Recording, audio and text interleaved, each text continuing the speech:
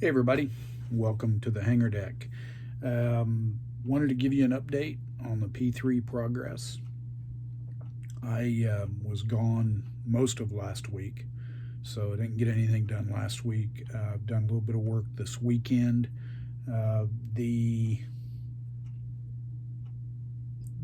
biggest part of the build is finished.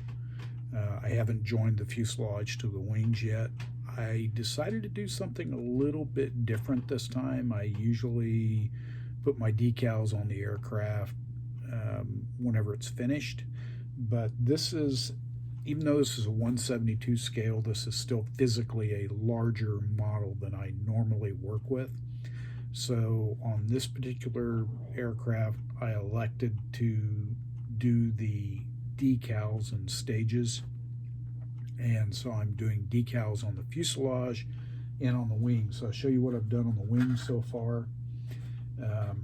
Got the national marking on the top left-hand wing. Now, let me cover this with you real quick. When I went to A school, which was in Memphis, actually it was Naval Air Station Memphis in Millington, Tennessee, I was having a hard time remembering, okay, well, which end of the wing does the national marking go on the top?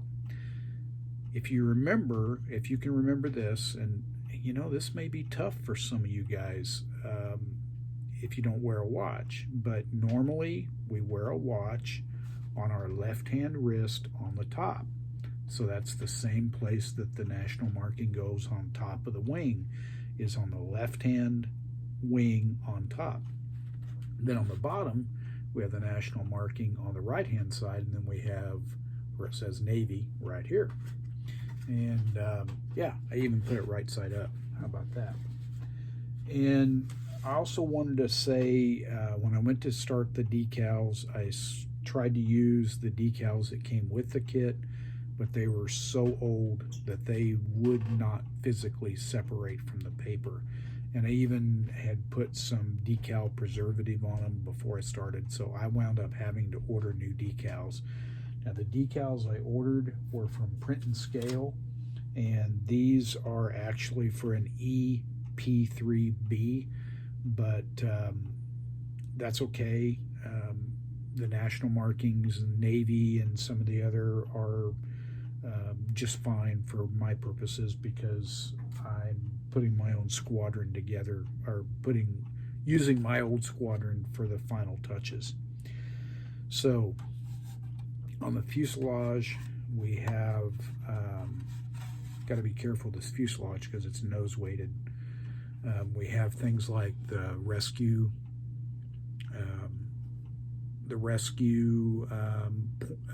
pointers, point to areas of rescue.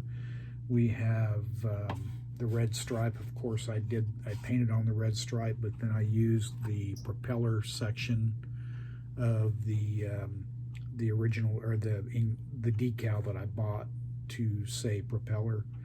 And then we have the national markings and the Navy, and then I made the VP-48 decal, and I made the aircraft, the Buno number decal. And so I also put on the APU decal. And then if you look really close, you can see the rescue decals where you can actually cut into the fuselage if you're trying to rescue people out of the aircraft. I always wondered how hard that would be to do that. Of course, never got to try, so I don't know.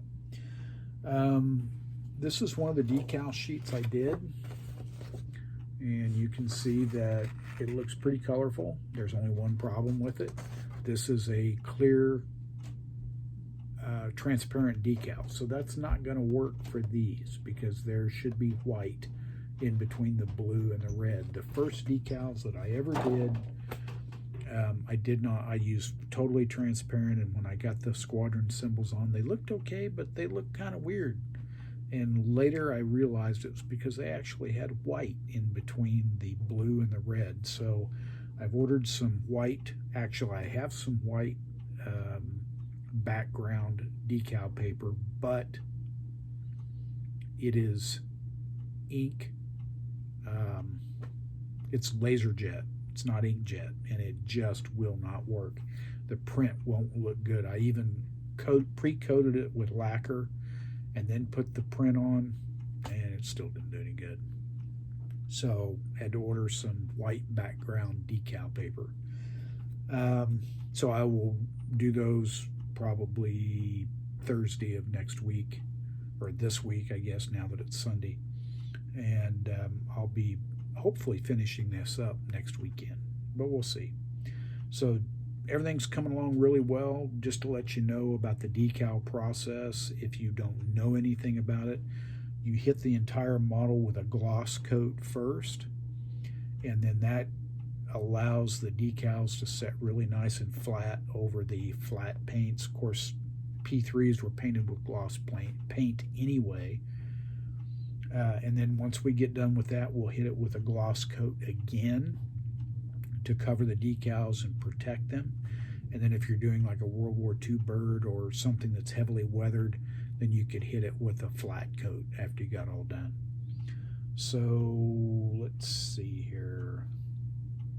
Told you about the good news, told you about the bad news, which is the inkjet or the laser jet paper does not work well, does not play well with inkjet printers. Got a little bit of painting left to do, but that's on individual parts. At some point I'll be pulling the tape off of the non-skid, but I don't want to do that until I put on my final gloss coat. Same thing with the anti-reflective up on the nose of the aircraft, between the radome and the windscreen. There's an anti-reflecting coating. We don't want to gloss that up at all. But yeah, the decals are going on really good. One thing I want to say about these decals from Print and Scale is these things are as thin as a blister. I mean, they are really, you know, if you've ever been sunburnt, you peel that skin off, and how some of that is just almost translucent. It's so thin. That's the membrane on these decals. So they really go on nice and flat, and they don't show a lot of silvering or anything like that.